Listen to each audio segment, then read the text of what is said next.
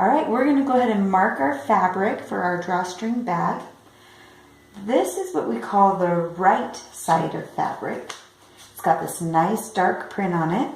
And this side is what we call the wrong side of fabric.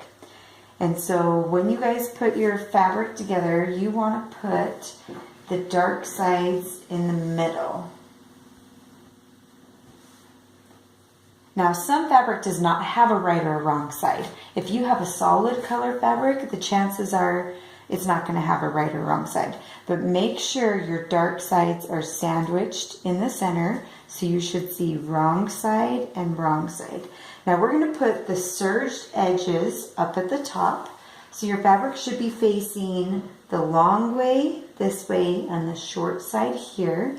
And the two serge lines should be up at the top. And you want to just try to make your fabric match as best as you can. And if it's really far off, then you can take a pair of shears and trim it. Okay, once you have it so that it's lined up, you're going to take a ruler, and you could use a seam gauge or a regular ruler. If you use a regular ruler, remember that it starts at the first line on a ruler. And then grab a marking pencil, and we're just going to use regular color pencils because we're marking on the wrong side of our fabric. You're going to go into the top right corner and put your ruler up at the top of your fabric, and we're going to make a mark at 1 inch and at 2 inch. So here's my 1 inch. I'm just going to make a line at 1 inch, and I'm going to make a line at 2 inch. Now, if you don't have a serger and you didn't serge the top of your fabric, you can do this without a serger. But in that case, you're going to make a mark at 1.5 and 2.5 inches if you didn't serge. But if you serge, make a line at 1 inch and a line at 2 inch.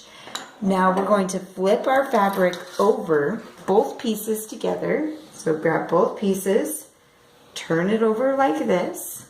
Make sure your fabric is still flat. And now we're going to do the exact same thing.